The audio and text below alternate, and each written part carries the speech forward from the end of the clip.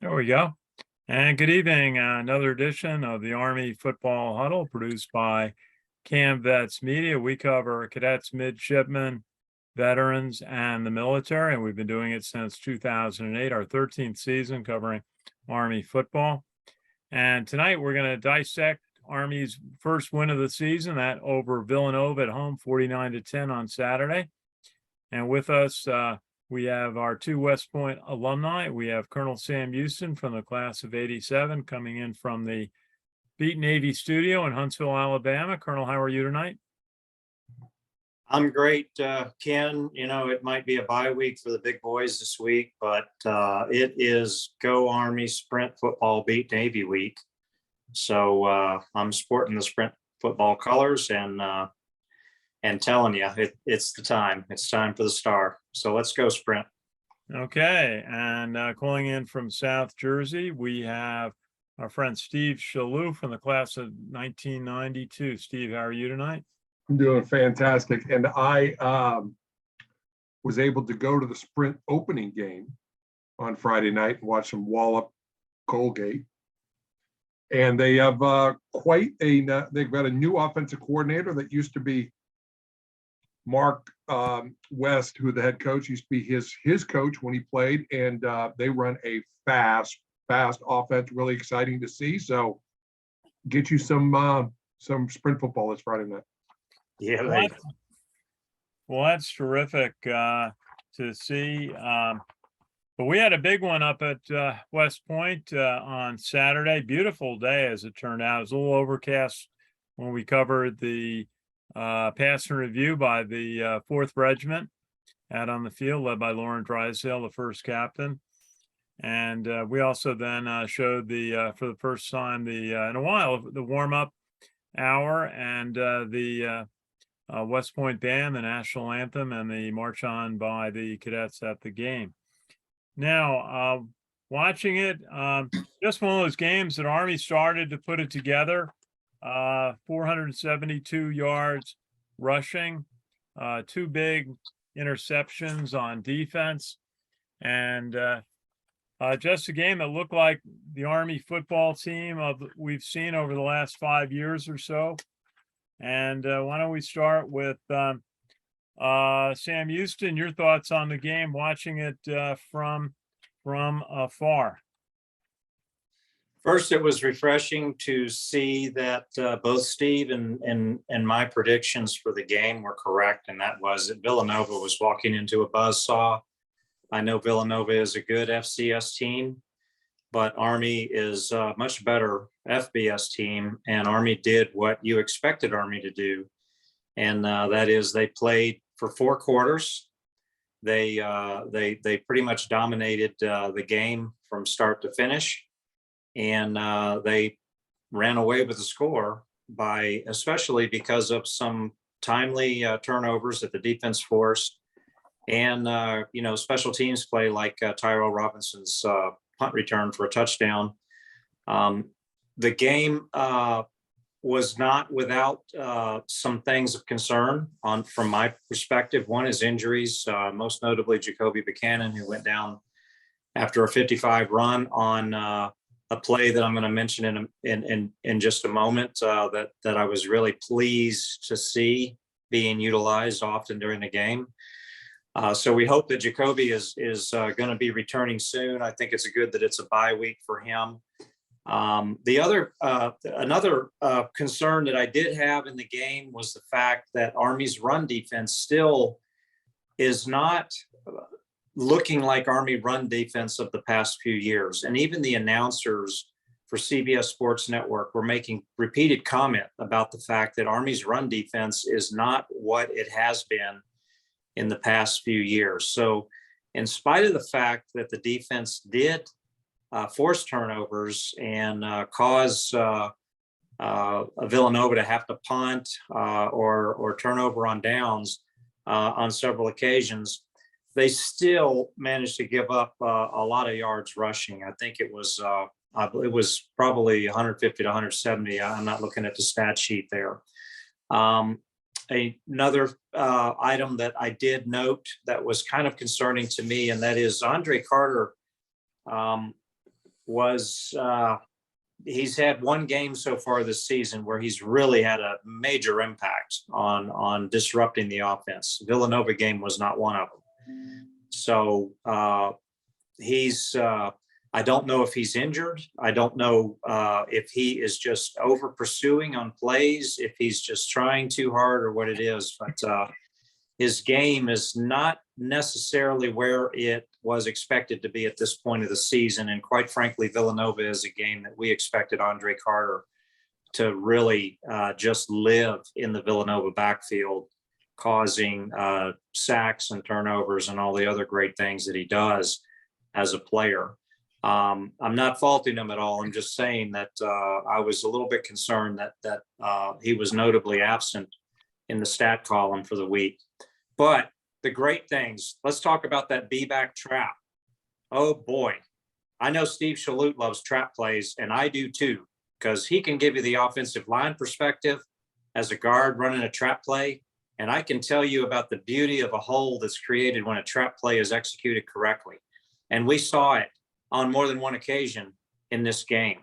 And it's a big reason that Tyson Riley had a great big breakout day at B-back in the absence of Jacoby Buchanan. And from what I'm hearing, Tyson Riley is still not 100%. So kudos to him for an outstanding day playing B-back when it was looking a little thin in the B-back ranks for the first time in years for the Army team.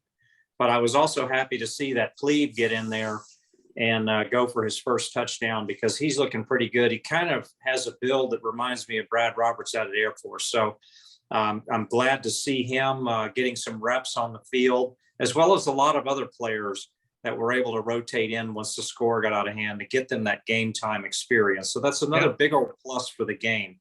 But the last thing that I do want to mention before I let Steve make a couple opening comments is that in spite of the fact that Army did run for 470 some yards, they did not dominate the time of possession. As a matter of fact, the times of possession were pretty even, actually. Army did win time of possession, but it was not one of those days where you look at stat sheet and you expect that Army had the ball for 45 minutes. They didn't. So now that's because they did have some big plays that put points on the board quick. But that's another stat that I'm sure Coach would want to work on going into the Georgia State game, because once we get back into the FBS schedule, we're going to want to keep those opposing offenses off the field.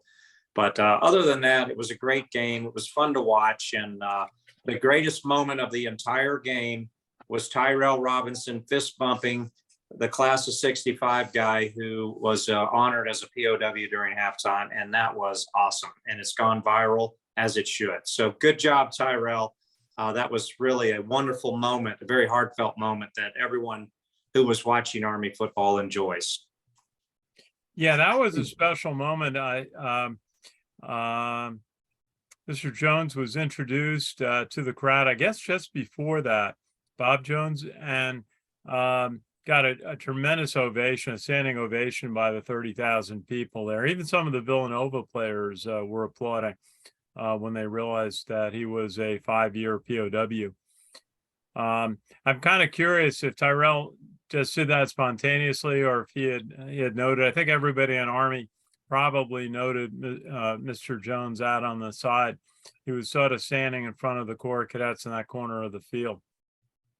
Well, one thing Tyrell Robinson did say, I don't know if you saw the post-game interview, because they brought that up in the post-game interview. And Tyrell Robinson said that we knew he had just been honored at halftime, but we, because we're playing, we don't get a chance to meet these guys. And when he ran that touchdown, he saw him in the end zone. And so he did, in fact, he went out of his way to make sure that he did acknowledge the old grad POW. Yeah, so you got that on television in the press conference. We didn't see Tyrell this week, but I'm hoping to talk to him later this week and hear his story. That was really a heads up thing for him to do, and certainly appreciated. Do you know what Mr. Jones' rank was in the Army? I do not. I have to honestly check that. feel bad because I didn't really research or deep dive into him, just reading about the story, which is very heartwarming. Oh, absolutely. Hey, we have a Jack McGuirk sighting, which was probably my fault. And we're glad that Jack was able to join us today. Happy to be here. How you doing? And good. We'll show you. Got your Army shirt on, Mhm. and Jack was a big help. We did a great show on our WVOX program on Monday. We had Dan Rice on, a West Point graduate, and he talked about being a volunteer who went and served and advised the Ukrainians, and so he gave us an update on that. Let's go. Jack, we'll get your input in a second. We just heard from Sam, and we're gonna switch over to Steve Chaloult'. Steve, good to see you. Enjoyed your tailgate on Saturday after the game, and what was your thought about Army's 49-10 win? So I've got 0 things to say about this, meaning 0 passing yards, which is a good day for the Army team. Yeah, And I think it was a concerted effort to force us into run the ball, to force our will and get into a little bit of a rhythm. And we didn't force the pass, not that we've done a lot of forcing the pass in the past, but we really showed that we're going to emphasize getting ourselves into where we wanted to be. And I think they did a really good job with that. So I know I talked with a couple of the linemen after the game. They were excited about how they gelled. Connor Bishop in particular was super excited about the fact that the nose guard, or one of the defensive tackles from Villanova, was somebody that he used to wrestle when he was in high school, because he's from the Philadelphia area, and that he was able to see him again on the field, and he thought that he got a little bit of the better of him. So, and I think the scoreboard said that. So there's a lot of excitement across the board on that. There were times in the game early on, after Villanova scored on that touchdown pass, that we could have fallen into a little bit of a trap situation. I had visions of coach against a VMI or against a Georgia Southern on the sidelines ranting and raving that he didn't have to do, because the team turned the tide and never really let Villanova back into that game. So we showed a ton of resilience, because there could have been a tendency to say, oh man, here we are. They just scored a touchdown. This is going to be a closer game and not be where we needed to be. And that did not happen. So I was excited to see that, because I was worried that could happen in a game like this, with us looking forward to a bye week and kind of licking our wounds a little bit from a overtime loss to UTSA. I thought that the team looked great. Again, Tyson Riley, I think, is still, as Sam said, maybe a slightly banged up. He runs very upright, but when he did run downhill, he was very effective. When he went a little bit lateral and tried to bounce it from the B to the C gap, that's when they got into his feet and they held him up. Jacoby, I'm hearing rumors of MCL, so I'm not quite sure where he's going to be on that. I haven't heard much more than that. If it's a strain or if it's a tear. So I don't know any more than that at this point. But he seemed to be pretty active on the sidelines after it while he was on crutches. So we'll see if this couple of weeks help him out, or maybe a little bit longer than that. Next man up mentality. We've always had depth at the B-back position, so we're going to have to test that depth. And we knew we were going to have to do that this year. So here we are. And I think the coaches will have them ready. All in all, I thought it was a very exciting game. We got off the schneid with some turnovers.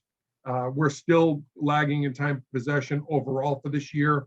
But to have that much rushing yardage feels good. It felt normal again, and on to Georgia State. very good. Now, Jack McGuirk, thanks for joining us tonight. Did you get a chance to watch the game on Saturday? What were your thoughts? I did get to see it, and it was a great game for Army. Nice, finally getting a win, first win of the season. And the stat that jumped out to me in this game, Steve kind of touched on it, was 0 passing yards for the whole game. Very different from the previous game, but this was a good old ground and pound Army football game with, I think it was over 472 rushing yards. Most notably, Tyson Riley with 158 yards rushing. Terrell Robinson, 89. Jacoby Buchanan had a 55-yard run, which actually I think is the longest of his career. Army's now 14-2 against FCS teams in the Jeff Monken era. Speaking of Coach Monken, this was actually his 59th career win at Army, making him second all-time among Army coaches, passing Coach Charles Daly. And he's just behind now Red Blake, who, of course, whom Blake Field is named after, who has 121 wins in his career. So Coach Monken has a lot of catching up to do, but still, he's second all-time now in Army coaches. Well, we certainly hope Coach Monken stays at West Point for a longer tenure and can approach the great record of Coach Blake when Army football dominated college football back in the 1940s and into the 50s. Now, some of the thoughts, one of the things that I have to say, we had a good crowd at the game, 32,000 some odd. A lot of Villanova fans there. They brought their band. And I think it shows one of the things about college football, when you play a somewhat regional rival where their fans can drive to your stadium, how that can help fill the stadium and build the atmosphere. Villanova fans didn't have a lot to cheer about, but they have incredible athletic history, obviously from basketball, but also they go back in football. And so I think it shows something that when you play regional rivals, Army's going to have Boston College and Syracuse in future years, plus the games with Connecticut and Massachusetts. The importance of that rivalry. Steve, do you feel that, and from your era, when you can play a school that's a regional rival and you got fans from the opposition in your stadium, or you can take the West Point fans to their stadium, that it really picks up the atmosphere? I do, actually. I mean, we played Rutgers regularly when we played. That was always great, to play. And we usually played them in the Meadowlands. So, you get to play in a large venue like that. Anytime you get to play in a pro stadium, it was always exciting to do that. We spent some time at Boston College. And we generally would open up with Holy Cross, and that was a big thing. We would play against Holy Cross with Gordy Lockbaum. He was out there running around playing. I think he was he played both ways, special teams. I think he taped the team before the game too. He did all that stuff for Holy Cross. So yeah, I think you're spot on that. And I think, when we schedule, I think we look at a couple of things. We look at schools like Rice. We look at schools like Duke, that in Wake Forest, that have similar academic standards that we do. But also we want to have some regional presence. We got UConn, we've got UMass this year that we can travel to. Even Liberty was close enough to call that almost regional last year. So I like it, and I think we ought to. I enjoyed. I mean, Villanova is a class program, a prestigious school, and loved having them there. They were great fans, and I think it was exciting. There will be a shout out here. This is kind of gratuitous. A shout out to because it was a larger crowd, but it didn't feel that way getting on post. So Tony Bianchi, who's the garrison commander, former Army football player, just took over. This was really his first challenge of a larger crowd of getting people on and off post. He knocked it out of the park. It could have been tough to get on, could have been a disaster. It wasn't. So I saw him at the game, and I gave him a huge shout out on his team for doing a great job with that. So I think it was a good team effort all the way around for everybody. Yeah, that is so important because the challenge of getting a large fan group onto a military base, there are security precautions and procedures that have to be followed. So yeah, being able to process everybody and correct them down to parking lots and then bus up to the stadium is quite a challenge. And we're gonna have to check with your friend, maybe he'll do an interview with us or join us 1 week. Now, Steve, maybe you could just take us through how the offensive line played. There have been some different players with injuries. David Hayward's gotten more time at left tackle with Booby Law, and then Jackson Philbitz at left guard, Connor Bishop, and then of course Connor Finucane at right guard, and Shane Buckingham at right tackle, backed up by Simon Dellinger.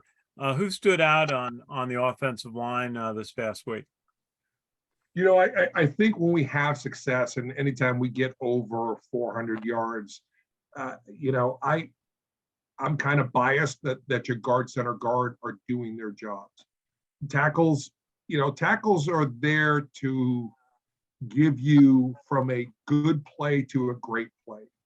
But the guard, center guard's the point of attack on a triple option. They're denting. I always talk about denting the defense. It allows the quarterback to run downhill so that if he even gets tackled, he's tackled for a 1 or 2 yard gain. So if they're able to control that line of scrimmage and get off the ball and push that defensive line back. Now, Villanova was 285, 290 at defensive tackle, which was a far cry from the beast that was at Coastal Carolina at 345, the defensive player of the year for the conference, and the Mongoons that were playing at UTSA. I think there were 9-year veterans. You know, the whole UTSA team, I think we're getting Social Security by this time. You know, we were able to control the line of scrimmage with players that were more our size, and we were able to dent that defense. Tackles, they get up on the second level. To be really, really successful, 2 people need to be blocked. It's the free safety running the line or running the lane. If we can get them blocked, and the backside linebacker.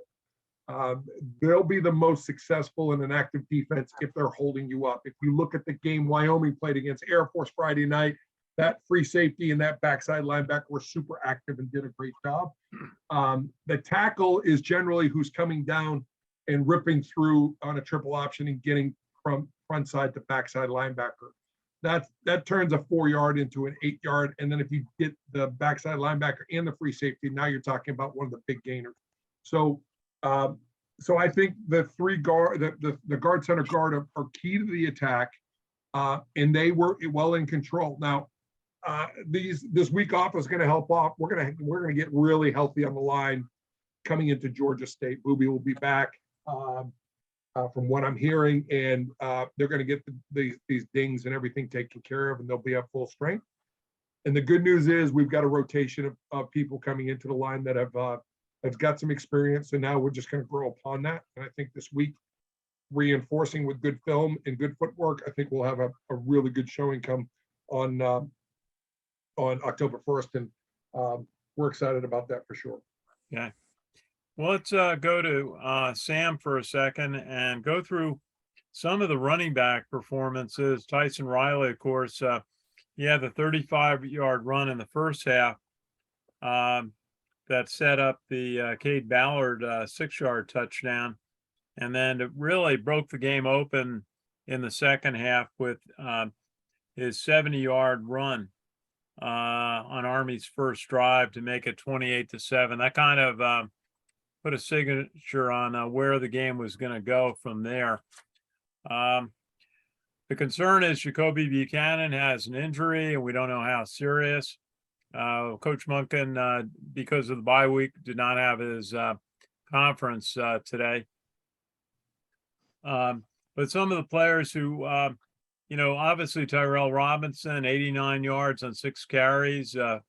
Anytime you get 14.8 yards a carry, you're doing pretty good. Sam, what did you see in the Army backfield this week that stood out? Yeah, just remember that everything starts with the line of scrimmage. So in order for a triple option offense to work, it's got to start with the offensive line.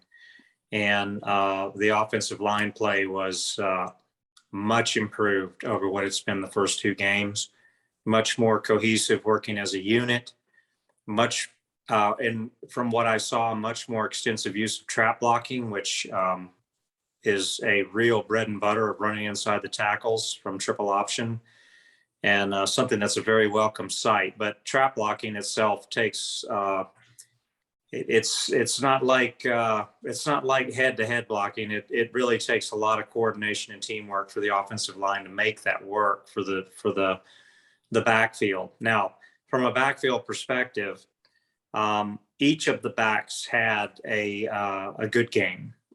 Some stood out more than others, but all of the backs played very well overall. First and foremost, there were no fumbles. There were no drop pitches. So the ball was never on the deck. So the ball handling from the snap to the quarterback to the triple option motion to the handoffs to the pitches and everything else was very good for the game. So that's always a plus in triple option because there's so much different misdirection with ball handling and pitches that are required to make that offense work. Second is that the diversity of the play calling contributed vastly to the run total. And that is the A backs were almost as equally involved as the B backs in this game. And Tyrell Robinson, quite frankly, was referred to by the TV announcers as the most dynamic Service Academy player since Malcolm Perry. And I tend to agree with that. This is a guy who I haven't looked at his latest yards per carry for the season or even for his career, but it's off the charts. Let's just say it's off the charts. And he can do it all. He's got hands, he's got speed, he's got finesse. And he's actually bulked up just a little bit from last season just through his own maturity. So, he is a real force to be reckoned with when you get the ball to him. But the other aspect of being a back in a triple option backfield is that you also have to block. And for perimeter plays to work primarily, you've got to be able to block on the perimeter. You've got to get to the outside. You've got to get the angle on your assigned block, and you've got to get that block in space where it's man on man, and the running back who has the ball, the A back behind you, or the B back coming from a trap or the interior of the line is going to read off of your block downfield. And like Steve was saying about the tackles, turning a game from an offensive play from a 4-yard gain to an 8-yard gain, these downfield blocks are what turns an 8-yard gain into a 15-yard gain or more. And so Army had several more 20-plus yard plays, and I don't know where they stand in the national scheme of things with having the most 20-yard plus plays in college football, but they've got to be close with at least, they've got to be in the top 10 because of so many different plays that they've had. Passing efficiency has been off the chart. Yeah, but you know what? Passing more has nothing. touchdowns. Yeah, but passing has nothing to do with this game, and I'm glad to report that. I like 0 passing yards because we just ran it down their throats and we ran it around their rear ends the whole game. I love that. That's what triple option football is all about. Okay. So let's look past Georgia State for a quick second, since it's a bye week, and say, is that going to be good enough to beat Wake Forest? And so here's the key to Wake Forest. It's time of possession. You've got to keep Wake Forest offense off the field. So what Army's offense has got to be able to do against Wake Forest is grind out these 9 to 15 play drives that consume 8 to 10 minutes off the clock and convert those drives into points. And when I say convert into points, I mean convert into touchdowns, because you're not going to win a field goal for touchdown game with Wake Forest. But the only way that you're going to be able to create your best defense against Sam Hartman and this delayed RPO that they run is to keep him off the field. And so Army has the tools to be able to do that. Very pleased with how the offensive line play has improved. And that's going to be key sustaining these 3 and 4 yard plays that are going to create these 8 to 15 play drives that run massive Well- chunks of time off of the clock. Well, Sam, So- let me ask you, you know, coming out of last year, Army had 3 big fullbacks. Unfortunately, Anthony Atkins is no longer with the team because he could have really been a help this year the way it's gone. But if Jacoby Buchanan is out, you're relying on Tyson Riley for 4 downs. And we saw a little bit of Hayden Reed, a young player, got 3 runs in for 29 yards. Pretty good, 9.7 a carry, but it was late in the game. What has Army got, you know, after, you know, Tyson Riley? Well, next man up. I mean, Hayden Reed, if it doesn't matter if you're a plebe, if you're the next man up, then you play to your strength. And what I saw in the reps that Hayden Reed had on the field, I liked his burst to the line of scrimmage with the ball. I liked how he carried himself low. So Steve mentioned that Tyson Riley runs upright, and that is true. And someone else who ran upright was Anthony Atkins. But Reed runs low. He's a low center of mass, low center of gravity kind of a runner. And that's why I kind of compared him to Brad Roberts from Air Force. So I like the kid. I really think that he can be a great next man up.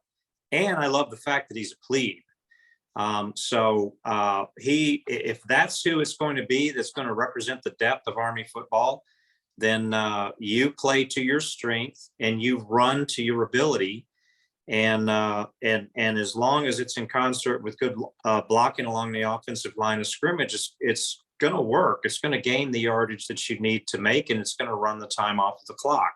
Now, I will make mention of one other thing that I was going to say earlier, and that is Army would have had a 500-yard rushing day had Bryson Daly's run not been negated by a costly holding penalty late in the game. I really believe that young quarterback would have led the team to another touchdown. He looked good. I like him. And the announcers on the TV even referred to him as the quarterback of the future for Army football. He's a big dude. And it was refreshing to see a quarterback of that stature out there running triple option with confidence. Even if he did come in late, I got a good feeling about him. So I hope that he stays the course at West Point and continues to build within the program that Coach Monken and his staff have put together. Well, he is the quarterback going into next year, unless, you know, he's of the 4 quarterbacks that get reps in practice, he's number 4 after Tyir Tyler and Cade Ballard and Jamel Jones.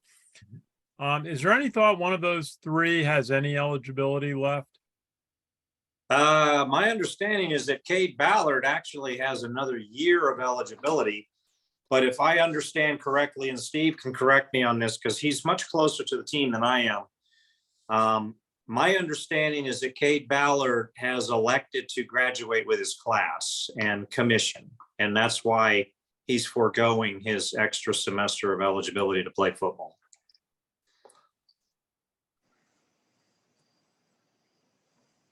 And that's what I'm hearing also, but that's just an off-season thumb surgery away if we needed to do that. Hey, Right. So one thing I wanted to comment about, and I want to put things in perspective a little bit. We're living life on the fringes here. And why do I say that? There's a whole college football world that has 240-pound fullbacks. They don't have to be 280. We're being a little bit spoiled here. So, you know, heck, when I played with leather face masks and no, you know, our fullbacks were 195 pounds, 200 pounds. We went through a whole era of light. Joe Ross, one of the greatest people to walk the planet from Huntsville, right? Joe Ross was a great fullback. And if he tipped the scales at 200 when he played, I'd be surprised. We can make it work with whatever size we want there. We could move one of the A backs to fullback if we needed to. We could, find a underclassman that maybe a little bit lighter and get them in there to provide some depth for us. It'll give us a whole different wrinkle in how we do things. But it really comes down to blocking and assignment football, and we'll be okay with that. I think, I'm anxious to see where Jacoby's going to be, but we don't necessarily need 270, 280. We can do it with others. Really nice. Yeah. Oh, it's nice. I get it. It's You have a lot fun of to watch. confidence on the short yardage play when your fullback is 275. Yeah. Fast and has good feet.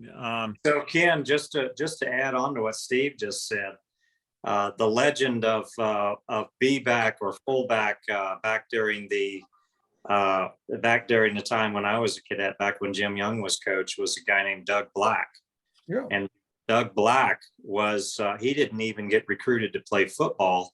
He got on the team through an open tryout. He'd been an intramural stud, got on the team and was a starting fullback for 2 straight years, and led the team in rushing, I believe, both years, and never once lost a yard. Never.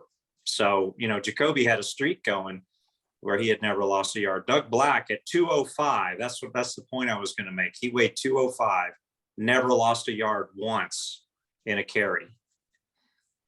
Well, I think it's a little bit different era. I think, and I think it's, the having some very big fullbacks, Army has done very well. So we'll see what Jacoby's situation is. Hayden Reed is listed at 230. Now, most of the program weights seem to be a little bit on the light side. And Gerald Dixon also in at about 230, a sophomore. Let's go to Jack McGuirk. And Jack, I know you've followed the other service academies and some of the other big games in college football this past week. Well, Navy had a bye week at Eastern Carolina. They had a bye week, but they're this coming weekend they are on the road at Eastern Carolina, and of course Navy's 0-2, so they're looking for their first win of the season. Air Force actually lost the first loss of the season. It was a close game, 17-14 loss at Wyoming. That was a Mountain West Division game as well. And the Falcons were shut out in the first half of the game, with Wyoming leading 10-0 at the half. Air Force finally scored on a 9-yard pass from Zeke Daniels to David Cormier with 7:45 left in the third quarter. Daniels went 7 for 14 with 101 yards passing, with 2 touchdown passes, one to David Cormier, and the other was a 41-yard pass to Cade Harris in the fourth quarter. The Falcons had 171 yards rushing in the game. John Eldridge, the third, led the team with 104 yards rushing. Brad Roberts held to just 54 yards rushing.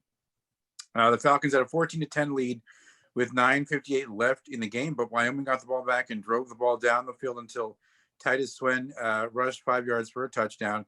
Swen had 102 yards rushing in the game. But Air Force is now 2-1, and they are back home this weekend hosting Nevada in another Mountain West Conference game. So Falcons looking to rebound against Nevada. Yeah, just looking at some of the games. UTSA gave Texas a battle. They were up 17-7 in that one before Texas pretty much dominated the second half. And there's some other ones there I saw. So we'll see a couple others. Michigan big over UConn, who we'll see later in the season. And Georgia big over South Carolina. Oklahoma over Nebraska. And Baylor big over Texas State. How about Appalachian State versus Troy? That's a game that we have to, keep an eye on. Yeah. That was quite a miracle finish right there in Boone, North Carolina. And don't forget about Penn State absolutely destroying Auburn.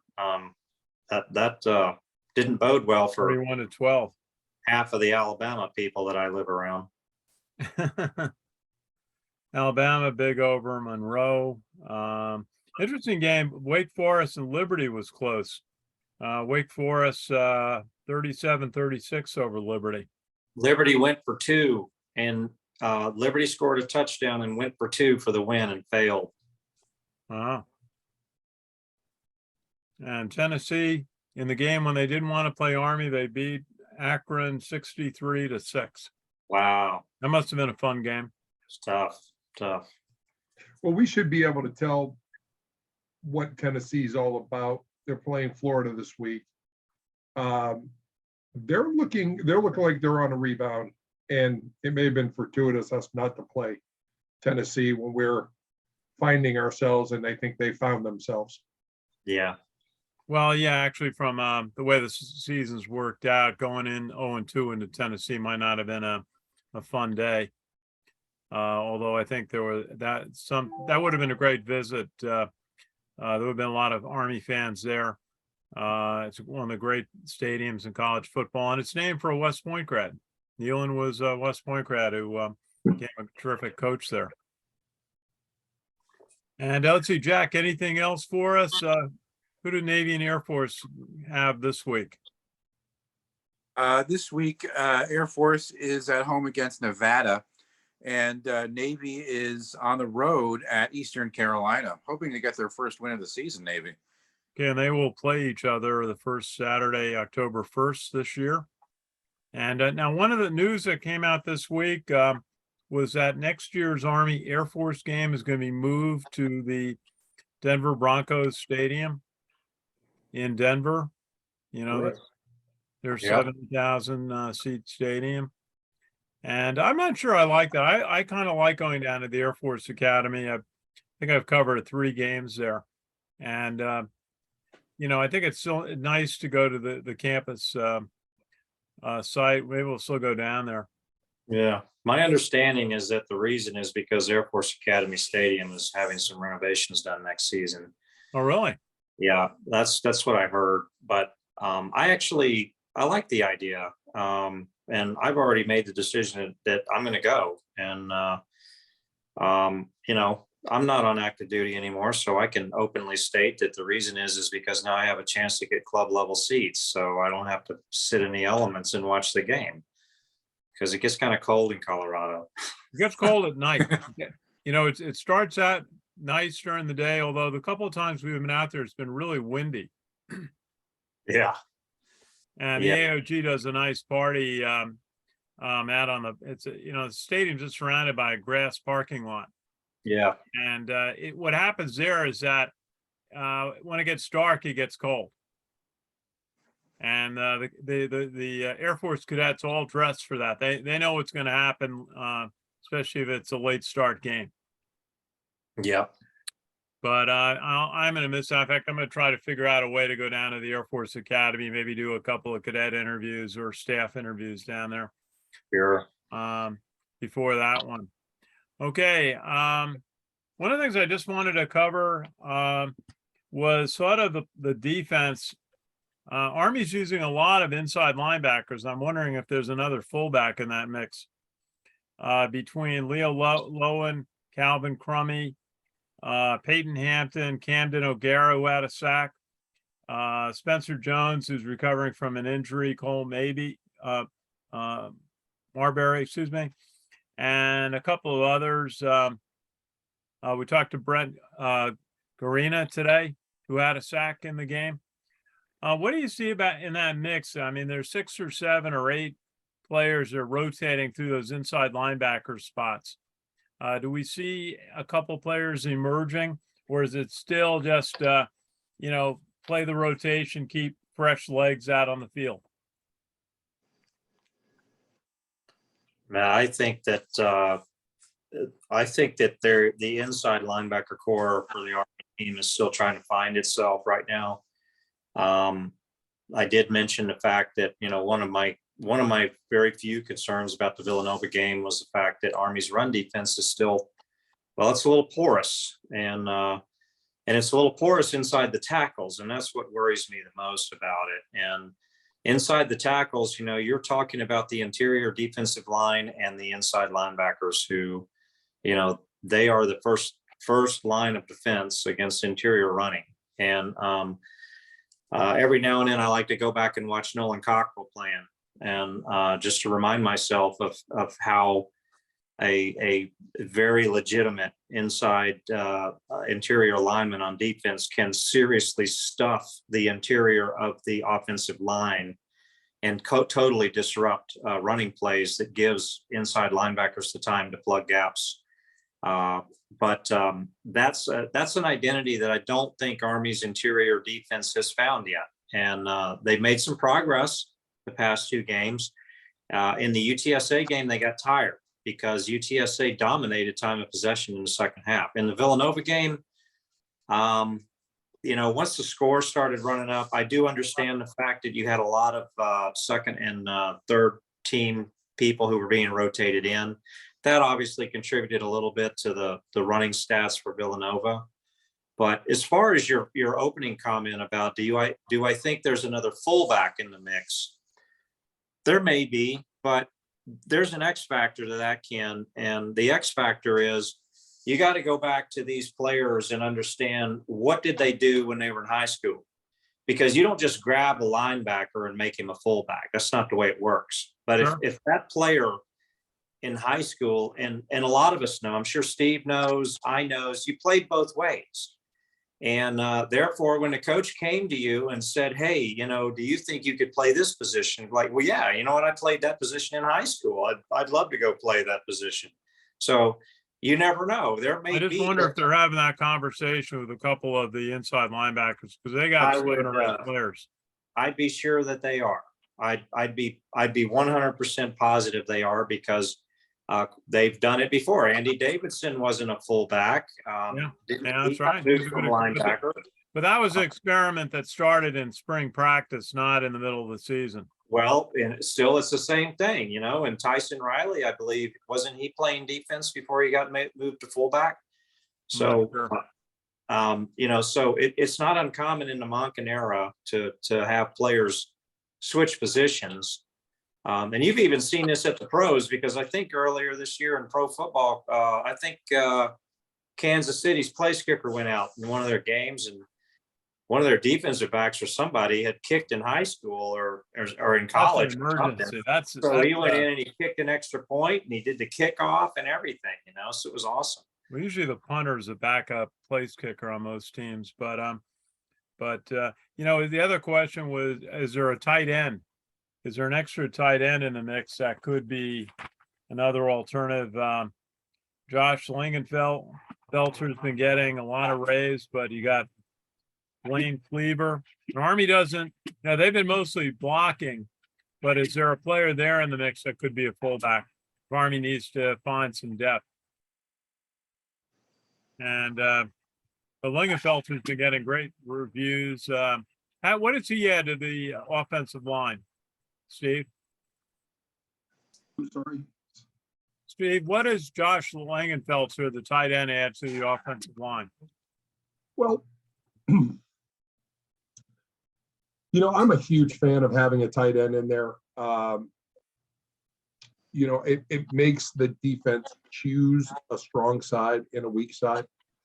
It used to be, when you would run the triple option, you would have a split end side, and then you'd have a tight end side, and then you would run to where 3 was on the tackle, and they'd count from the outside in 1, 2, and 3. When 3 was on the tackle, that's the side you were going to run to.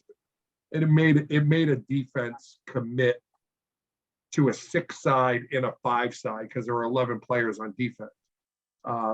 When you run an even front or an even offensive split where you got 2 slots and 2 wide receivers, you can go 5.5, 5.5. I like making the defense commit to what side that they're going to defend. And then you can run the option to the side where 3 is on the tackle, or the 5 side, if you want to be, count that. And someday, as we're watching a game, I can point that out because it's pretty quick to be able to count from the outside in 1, 2, and 3. That's generally the cornerback, the outside linebacker, or the defensive end, and then the tackle, 3 on the tackle. If that's the way you're going to go, that's the side we're going, and let's run the triple option that way. So the tight end, I like that. I like having bulk. It means that you're going to run the ball a little bit more on the inside, which we've done with the trap plays and the reverse pivot to Robinson. So I think it makes us a little bit more of a power football team, and our tight ends take a tremendous amount of pride about their ability to be mini tackles and their desire to block. So I think all of those things are great. Okay, well, before we sign off for the evening, why don't we each pick a game that stands out? You know, you got Florida, Tennessee coming up this week, and Wisconsin, Ohio State, Kansas State, Oklahoma, a few other USC and Oregon State. They're both 3-0. How about Herm Edwards getting fired at Arizona State 1-2? I was gonna talk about that. I mean, I get it. Football's big business, but it was like you know, when Coach Bob Sutton got fired on the corner of Patterson Ave after losing the Army-Navy game. There's a time and a place, and you probably could have called him, you know, called Herm in the office on Sunday or Monday and done that in private. To do that on the field the way that it was done, They did it on the field. it was on the field. I mean, the athletic director went up to him on the field. And said, President and the "Fired?" athletic, you can see the video. It's on Twitter. Wow. Called him over and fired him. I mean, Herm Edwards is a very well thought of guy. I He's mean, a very maybe it well wasn't thought, working out, but he's a very well thought guy. I mean, he, you know, one of the things that I've watched him, you know, through the NFL days, and he was a Jets coach, and I'm not a Jets fan. I'm a Patriots guy. You know, one of the things, the mottos that I live by, he said, and it stuck with me: life is a series of inconveniences, and how you handle those inconveniences are the difference between those who are successful and those who are not. You know, I've got a tremendous amount of respect for that guy, and I watched that video, and absolutely just I was disturbed by it. And you can see that, you can look it up. It's just, you know, you could see him. He was a little bit taken aback by it. Handled it with a ton of class. So Herm Edwards, God love you. yeah, I mean, that reflects very badly on Arizona State that they would treat an employee, and it doesn't matter the level like that. It makes it tough. It makes it tough for you to hire the next coach. Yeah, it just means you're going to pay more, and it, you know, there's got to be a thought about coaches. I mean, Jeff Monken always talks about being an educator, leading character development for future officers, and there's got to be an element of, you know, what kind of an educator the coach is, and the success of the players academically. But it seems like it's all getting thrown out the window. We saw that in Nebraska last week, and now with this at Arizona State, and you know, it's kind of part of this whole element of the way college football is going at the Power 5 level, or even the, you know, the Power 3 conferences. So I'm sure Herm Edwards will land another opportunity if he desires to go back into coaching. Oh, see, let's see, Sam, what game are you going to watch this week? Well, for two things. One, I just wanted to say I was wrong about Air Force. They're mortal. And I did watch the Air Force Wyoming game. I think that Army should pay close attention to Wyoming's approach to how they shut down Air Force throughout that game. Very critical, with time going by very rapidly. It's going to be the first Saturday of November very soon. Troy Calhoun and Air Force have not won the Commander-in-Chief trophy outright since 2016. And that is, I think that's the longest stretch for Air Force since Paul Johnson was coach at Navy.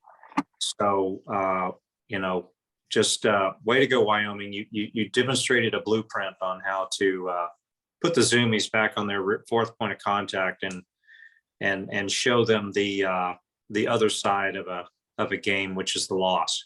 Okay. Now, for my game, so Jack mentioned Navy playing East Carolina. Okay, so let me just point out, I've already made comment. East Carolina is my sleeper in the AAC. Matt Houston has got that team turned around. They are quickly on the rise. And quite frankly, Navy's not going to get their first win against East Carolina at East Carolina. As a matter of fact, East Carolina is probably going to beat Navy pretty badly. And so Navy, I'm sorry. Actually, I'm not sorry.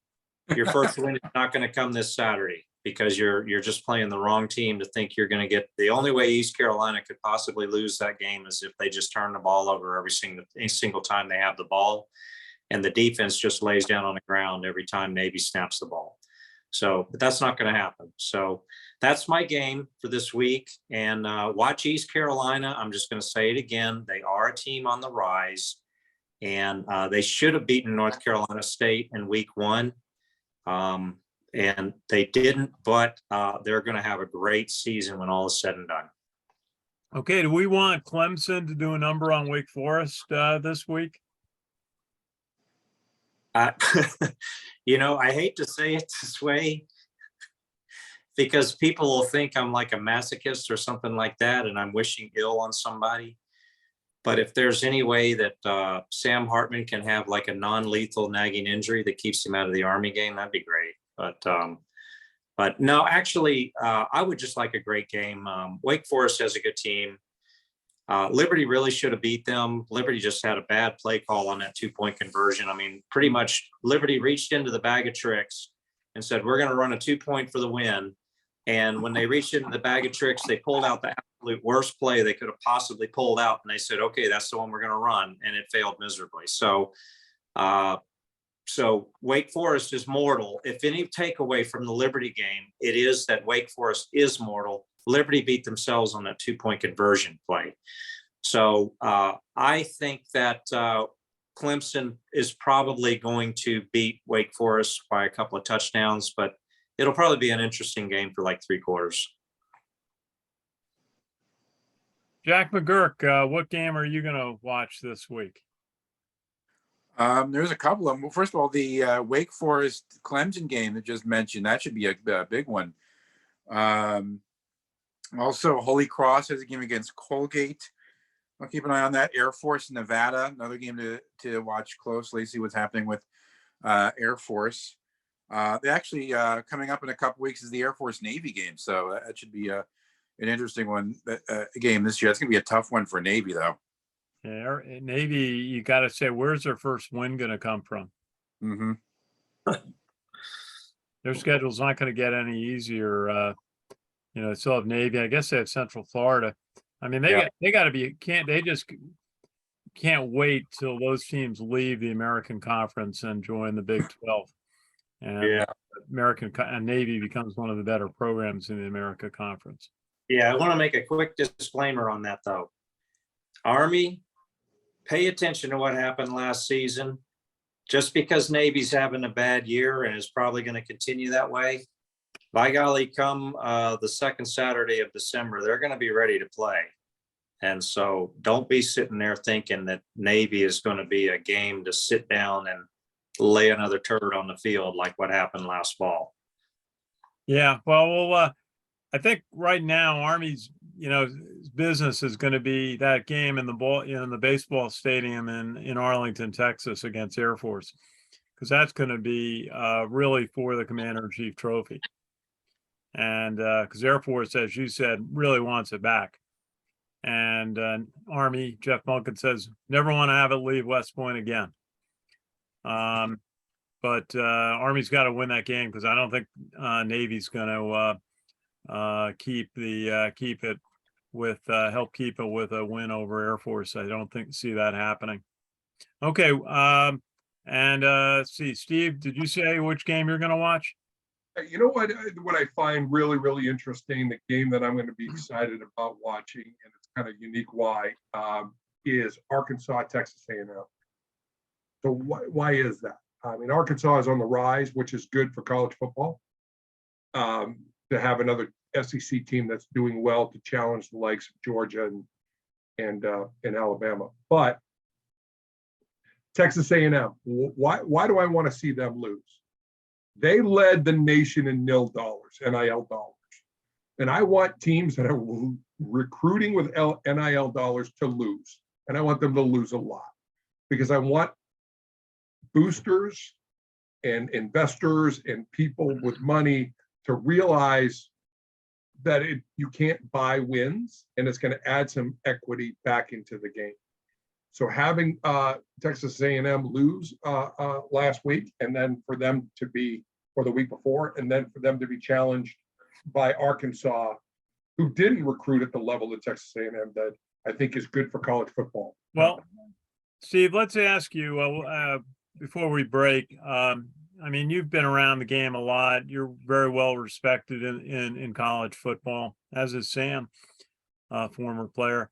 But Steve, what would you advise whoever? I mean, there's nobody in charge of college football anymore. The NCAA is, forget about them. You know, some are looking to the federal government to put a standard on name, image, and likeness. What would you recommend happening to make name, image, and likeness something that's reasonable? You know, my thought is, and this is such a tough subject. There's a gentleman who used to be at Army, Doug Phillips, who now has a company that handles NIL, and we could probably get him on the show and talk a little bit about this. It's such a double-edged sword because I see the inequity for the players and the fact that they're using their name, their image, their likeness for a billion-dollar business or billions of dollar business and not getting anything in return. And a lot of the players are going back to the inner city and going back to places and never having a pro career to capitalize on their best years, and they're damaged. They're damaged with bad knees, they're damaged with head injuries, and have nothing to say for it. I get all of that, and I'm one of those guys. Not that I wouldn't take a dime ever. I just was beat up from the years of football and in the Army, and it is what it is. So, I mean, I think the ability to have some sort of a trust that is put aside that money can go into and the players can collect after they're out of college. It may be the way to be able to do that, where you have the money set and you have a trust you can go to after that fact, so that you don't have players that are being paid 7-figure deals that never even get on the field. They never even go out and play because they've got this guaranteed money that comes in, and it's, now they can explore their esports career or their rap career, which has happened. And I'm not pulling these things out of the air. I think giving that much money to players that young in that type of environment is dangerous too. So can we find a way to be able to set something aside in a trust? And then you get in the whole Britney Spears argument of who gets to control that and why we're all adults here. We can go die for our country. Why can't we, party for it? So it's tough. We opened up Pandora's box with it. I think it's the right thing to do in concept to protect the players and give them something. But the execution of it has been difficult at best, alongside with the transfer portal too. I mean, it's all ad hoc, and and just thinking about your point, I think the players who put so much into college football should earn something. Certainly having some expense money. I mean, they can't have summer jobs like maybe I had when I was in college that could cover a lot of expenses during the year. So getting a reasonable per diem, such as ROTC cadets get today, or makes sense. But the big thing and all that in the transfer portal is giving the players a chance to graduate and improving graduation rates across the board. Because if you play and you get injuries but if you don't graduate, your prospects are limited. And I think adding another year of college eligibility to help players graduate would be a priority for me. From what I'm hearing on the transfer portal, under 50% of those who go in the transfer portal are picked up by another school offering them a scholarship. So that's a real loss for them and their opportunity in life if they lose their scholarship, kind of chasing another school. Anyway, we will break. And we will pick it up again next week as Army will prepare to play Georgia State, a team they played a couple of times, split games down in Atlanta. And so look forward to that game at Mikey Stadium. Hope you all come out to the game, have another big crowd, and another visit to the Steve Chaloult' tailgate. Well, it'll be my 30th reunion weekend. So my tailgate will be my tailgate on steroids that weekend for sure. I can only imagine. Yeah. The world famous Steve Chaloult' tailgate outside of Mikey Stadium. Steve, thank you for joining us and your insight. And Colonel Sam Houston, thank you for joining us from Huntsville. And Go Army Sprint, beat Navy. Okay. And Jack McGuirk, thank you so much for joining us and your contributions and the great job you do every Monday on our WVOX show at 2:30, WVOX 1460 AM in New Rochelle, and available on WVOX.com. So thank you all. And thank you all for watching. And again, this is a program of CaMMVets Media. We cover cadets, midshipmen, the military, and veterans. And we've been doing it since 2008, our 13th season covering Army football. There's no better beat to cover than West Point football. So we'll say goodnight and see you again next week. Thanks for watching.